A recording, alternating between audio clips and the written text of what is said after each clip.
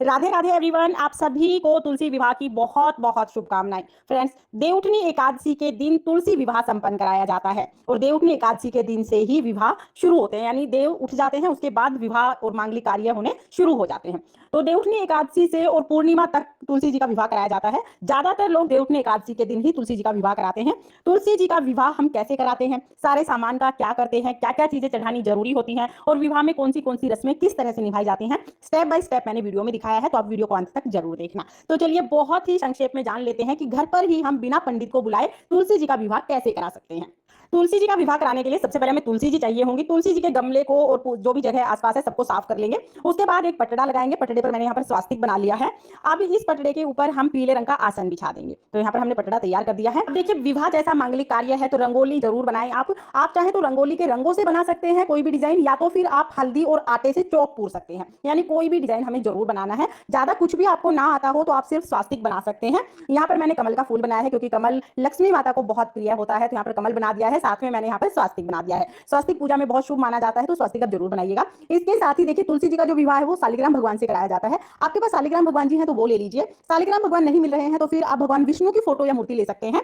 मेरे पास यहाँ पर शालिग्राम भगवान है तो इन्हीं को मैं पाटे पर विराजमान कर दूंगी। आप अपने नाते रिश्तेदार या मंदिर से भी शालिग्राम भगवान मंगवा सकते हैं। जैसे बारात आती है वैसे ही शालिग्राम भगवान जी आ जाएंगे। अच्छे से शालिग्राम भगवान का हम श्रृंगार कर देंगे। उसके बाद देखिए, थोड़े से तिल का आसन देकर उसके ऊपर एक कलश रखेंगे। कलश में जल भरना है, फिर उसमें एक सुपारी, सिक्का, हल्दी, थोड़े से तिल और फूल हम डाल देंगे। इसके बाद इसमें आम के पत्ते सजाएंगे और नारियल हम रख देंगे। नारियल का मुख ऊपर की तरफ होना चाहिए या तो साधक की तरफ भी आप कर सकते हैं। इसके बाद हम गणेश जी की स्थापना करेंगे, तो गणेश जी को विराजमान कर देंगे। हाथ जोड़कर तुलसी मैया से, भगवान शालिग्राम से प्रार्थना करेंगे कि आज हम आपका विवाह संपन्न करा रहे हैं। विवाह में अगर कोई गलती रह जाती है तो हमें क्षमा करें और हमारी पूजा को आप स्वीकार करें। इस तरह से संकल्प कराने के बाद फिर हम पूजा शुरू करेंगे। तो पूजा में सबसे पहले हम जल के छींटे लगाकर भाव रूप में सभी को स्नान करा देंगे। तो यहाँ पर भाव रूप में हम सभी को स्नान करा देंगे। इसके बाद फिर देसी घी का दीपक हम जलाएंगे। फिर हम सबसे पहले गणेश जी का पूजन कर लेंगे। तो देखिए, पूजा में सबसे पहले हम गणेश जी का पूजन करते हैं और ये तो विवाह की पूजा है तो इसमें गणेश जी का बहुत अच्छे से हम पूजन कर लेंगे। गणेश जी को तिलक लगा दिया है, वस्त्र स्वरूप कलावा और जनेऊ समर्पित कर देंगे। गणेश जी को हम यहाँ पर फूल समर्पित करेंगे और भोग समर्पित कर देंगे। इस तरह से गणेश जी का पूजन हो जाएगा। फिर हम कलश का पूजन करेंगे। कलश में सभी देवी देवता विद्यमान होते हैं, तो कलश का पूजन आप जरूर कीजिएगा। कलश को हम तिलक कर देंगे, मोली बांध दी थी हमने पहले ही, और फिर हम तिलक के ऊपर थोड़े से तिल समर्पित कर देंगे और फूल समर्पित करेंगे। तो इस तरह से कलश का जो पूजन है वो हो जाएगा। उसके बाद विवाह की रस्में करनी है। तो देखिए, विवाह में सबसे पहले हल्दी की रस्म की जाती है। हल्दी पाउडर में थोड़ा सा हम यहाँ पर दूध मिला लेंगे। आप चाहें तो सूखी हल्दी को पीस सकते हैं। अब इस हल्दी का पेस्ट बना के हम 5 बार ये हल्दी शालिग्राम भगवान को लगाएंगे। शालिग्राम भगवान को लगाने के बाद फिर हम ये हल्दी तुलसी जी को चढ़ाएंगे। देखिए, तुलसी जी का विवाह है तो आज हल्दी मेहंदी सारी चीजें चढ़ाई जाएंगी, तो हम 5 या 7 बार ये हल्दी तुलसी जी को चढ़ा देंगे।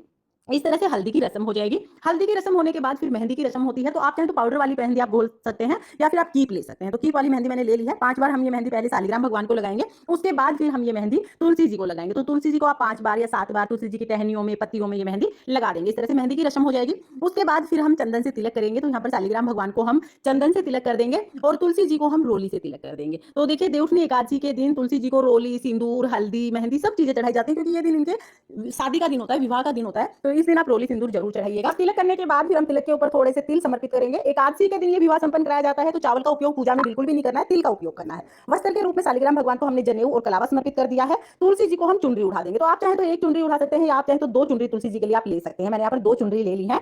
आप चाहे तो तुलसी जी को साड़ी लहंगा भी पहना सकते हैं। उसके बाद जयमाला की रस्म हमें करनी है, तो 2 माला हमें यहाँ पर लेनी है। फूलों की 2 माला मैंने ले ली है। पहले तुलसी जी को माला छुआकर शालिग्राम भगवान को हम माला पहना देंगे। तो यहाँ पर शालिग्राम भगवान को माला पहना दी है। उसके बाद शालिग्राम भगवान को माला छुआकर और तुलसी जी को हम ये माला पहना देंगे। इस तरह से माला की रस्म हो जाएगी। फिर हम तुलसी जी को श्रृंगार का सामान समर्पित करेंगे। और देखिए, तुलसी जी को मैंने चूड़ियां पहना दी हैं। बिछिए आप जरूर जरूर समर्पित कीजिएगा। चांदी के उसके तो चांदी के ले आइए, नहीं तो आप तांबे के बिछे भी चढ़ा सकते हैं। चूड़ियां जरूर पहना देना। मैंने चूड़ियां भी पहना दी हैं। मेहंदी वगैरह हमने पहले ही लगा दी थी। बाकी श्रृंगार का सामान हम तुलसी जी के पास में ही रख देंगे। तो इस तरह से सारा श्रृंगार का सामान हमें चढ़ाना है। उसके बाद हमें गठजोड़े की जो रस्म होती है ना वो करनी है। तो उसके लिए पीले रंग का पटका मैंने ले लिया। कोई भी पीला कपड़ा आप ले सकते हैं। उसमें मैंने सुपारी और सिक्का रखा है। आप इसमें सुपारी की जगह हल्दी और सिक्का भी ले सकते हैं। ये जो पटका है ये शालिग्राम भगवान को उठाना है और इस पटके में चीजें रखे हम जो तुलसी जी है उनकी चुनरी से इसको बांध देंगे। तो ये गठजोड़ा हो जाएगा। अब देखिए, इधर शालिग्राम भगवान ने पटका ओढ़ लिया है और चुनरी तुलसी जी ने ओढ़ ली है। तो गठजोड़ा हो गया है। अब हमें फेरे कराने हैं। तो फेरे कैसे कराते हैं, कोई भी एक पुरुष शालिग्राम भगवान को उठा लेते हैं और कोई भी महिला तुलसी जी को उठाकर 7 बार इस तरह से फेरी लगाती हैं, फेरे लगाते हैं। तो इस तरह से फेरे हो जाते हैं। अब देखिए, अगर तुलसी जी बहुत भारी है, गमला बहुत भारी है, तो सिर्फ शालिग्राम भगवान को कोई पुरुष अपने हाथों में उठा के और तुलसी जी के साथ फेरी कर सकता है। इसको भी फेरे ही माना जाता है। इसके अलावा आप चाहें तो आप कोई नारियल ले लीजिएगा। नारियल को आप तुलसी जी और शालिग्राम भगवान के ऊपर से इस तरह से 7 बार घुमाएंगे तो ये भी फेरे ही हो जाते हैं। तो ये 3 तरह से फेरे कराए जाते हैं। आप किसी भी विधि से फेरे करा सकते हैं। 7 बार हमें फेरे कराने होते हैं। तो इस तरह से फेरे संपन्न हो जाएंगे। उसके बाद नारियल को हम यहीं पे रख देंगे। इसके बाद फिर हमें सिंदूर दान कराना होता है। तो देखिए कोई भी सिक्का ले लेंगे, चांदी का या सिंपल कोई भी सिक्का लेंगे, उसमें हमें सिंदूर लेना है। शालिग्राम भगवान से छुआकर ये सिंदूर हमें तुलसी जी को समर्पित करना है। तुलसी जी की मांग भरनी है इससे। तो इस तरह से तुलसी जी को सिंदूर चढ़ाया जाएगा। बाद में ये सिक्का हमें तुलसी के गमले में ही रख देना है। इसके बाद कन्यादान की रस्म होती है। तो जो भी तुलसी विवाह कर रहे हैं वो कन्यादान करते हैं तो अपने हाथ में जितने चाहे उतने रुपए ले लेते हैं। श्रद्धानुसार रुपए लेने हैं, फूल ले लेंगे और थोड़ा सा जल हम ले लेंगे। ज्यादा जल नहीं लेना है, कहीं रुपए आप भिगो दो, थोड़ा सा जल हम इसमें लेंगे और फिर तुलसी विवाह के लिए संकल्प करेंगे कि आज मैं अपनी श्रद्धा से अपनी तुलसी जी का विवाह शालिग्राम भगवान के साथ संपन्न करा रहा हूँ या करा रही हूँ। शालिग्राम भगवान आप तुलसी जी को स्वीकार करें और मेरा जो दान दक्षिणा मैंने दिया है उसे स्वीकार करें। जो पैसे हैं वो शालिग्राम भगवान को समर्पित कर देंगे। इसके साथ ही गन्ने आप पूजा में जरूर चढ़ाइएगा। हो सके तो गन्ने का इस तरह से आप मंडप बना लीजिए। अगर मंडप नहीं बना पा रहे हैं तो कोई बात नहीं, आप गन्ने साइड में रख दीजिए। ये भी मंडप का ही स्वरूप होता है। तो गन्ने आप पहले ही रख दीजिएगा। तो यहाँ पर मैंने गन्ने चढ़ा दिए हैं। इसके बाद जो भी दान आप तुलसी जी को देना चाहते हैं, जितने भी कपड़े, शालिग्राम भगवान के कपड़े, तुलसी जी के लिए कपड़े 5 7 2 साड़ियां, जितने भी कपड़े आप देना चाहते हैं उतने कपड़े दे दीजिएगा। जो भी आप बर्तन देना चाहते हैं वो बर्तन दे दीजिएगा। कम से कम 5 बर्तन जरूर दें, ज्यादा कितना भी दे सकते हैं। इसके साथ ही आप चाहे तो सोना चांदी कुछ भी चीज आप दान कर सकते हैं। ज्यादा से ज्यादा कम से कम कितना भी सामान आप तुलसी जी के निमित्त दान कर सकते हैं। जैसे बेटियों के लिए दान किया जाता है उसी तरह तुलसी जी के लिए दान किया जाता है। तो सारी चीजें हम दान कर देंगे। फिर हम भोग समर्पित करेंगे। तो भोग में हम मिठाइयां समर्पित करेंगे। मिठाइयों का भोग आप इस दिन जरूर लगाएं क्योंकि विवाह में मिठाइयों का बहुत महत्व होता है। और भगवान विष्णु को जो भी भोग लगाएं उसमें तुलसी जरूर डालिएगा। इसके बाद फिर फलों का भोग लगाएंगे। तो देखिए सिंघाड़े का भोग बहुत शुभ रहता है। तो सिंघाड़े का भोग आप जरूर लगाइएगा। उसके अलावा कोई भी फल आप ले सकते हैं। अपनी श्रद्धा अनुसार भोग समर्पित करने के बाद फिर हम जल समर्पित कर देंगे। इसके बाद फिर हमें तुलसी विवाह की कथा सुननी है। तो कथा सुनने के लिए हम अपने हाथ में थोड़े से तिल ले लेंगे। आप तिल या तो फूल लेकर तुलसी विवाह की कथा सुन सकते हैं।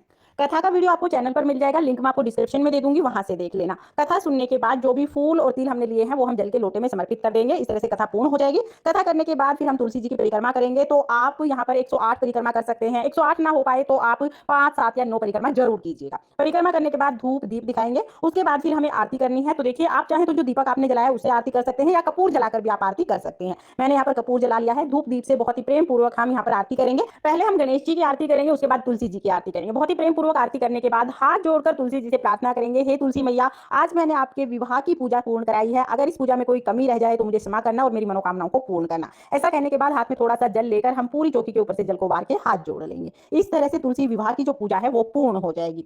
तुलसी विवाह के बाद हमें क्या करना है, जो भी हमने भोग प्रसाद चढ़ाया है ये हम सभी में बांट देते हैं। ये प्रसाद बन जाता है, इसको सभी में बांट देते हैं। उसके बाद जो चौकी है वो हमें अगले दिन उठानी है। जो कलश है ना, कलश का क्या करेंगे, कलश के जल के छींटे पूरे घर में लगा के और फिर कलश को हम पौधों में सींच देंगे। इसके बाद जो नारियल है वो सामान के साथ ही हमें दान करना है। और जितना भी सामान हमने चढ़ाया है ये सारा सामान हम दान कर देंगे। आप चाहे तो पंडित जी को दान दे सकते हैं या किसी भी गरीब को आप ये दान दे सकते हैं। इसके अलावा अगर शालिग्राम भगवान आपके ही हैं तो तुलसी जी आपके घर में ही रह जाएंगी। लेकिन अगर शालिग्राम भगवान आपने मंदिर से मंगवाए हैं तो तुलसी जी भी मंदिर में ही चली जाएंगी। या शालिग्राम भगवान आपके किसी नाते रिश्तेदार के हैं तो तुलसी जी उनके साथ ही चली जाएंगी। और सारा सामान जो भी हमने चढ़ाया है वो सारा हम दान कर देंगे। अगर शालिग्राम भगवान आपके घर में ही है तो तुलसी जी तो आपके घर में रह जाएंगी, लेकिन सामान फिर भी हमें दान करना है। तो किसी भी गरीब कन्या के विवाह में आप ये सारा सामान भेज सकते हैं। या शालिग्राम जिसके है तो उसके साथ तो ये सारा सामान चला ही जाए। देखिए तुलसी विवाह कराना बहुत ही शुभ मांगलिक माना जाता है। जीवन में एक बार तुलसी विवाह अवश्य कराना चाहिए। आप अगर पंडित को बुला के बहुत ज्यादा खर्चा करके तुलसी विवाह नहीं भी कर पा रहे हैं तो भी कोई बात नहीं, बहुत सीमित साधनों के साथ घर पर ही आप स्वयं तुलसी विवाह कर सकते हैं और आपको पुण्य फल उतना ही प्राप्त होता है क्योंकि भगवान भाव चाहते हैं। तो आपको तुलसी विवाह की ये सरल पूजा विधि कैसी लगी कमेंट करके जरूर बताना। और अगर ये वीडियो आपको पसंद आई हो, वीडियो आपके लिए थोड़ी बहुत भी यूजफुल हो तो प्लीज प्लीज वीडियो को लाइक कर देना। और हम महिलाएं घर में तीज त्योहार कैसे करते हैं ये देखने के लिए मेरे चैनल को सब्सक्राइब कर लेना। फिर मिलते हैं किसी और वीडियो में, तब तक के लिए जय तुलसी मैया, राधे राधे।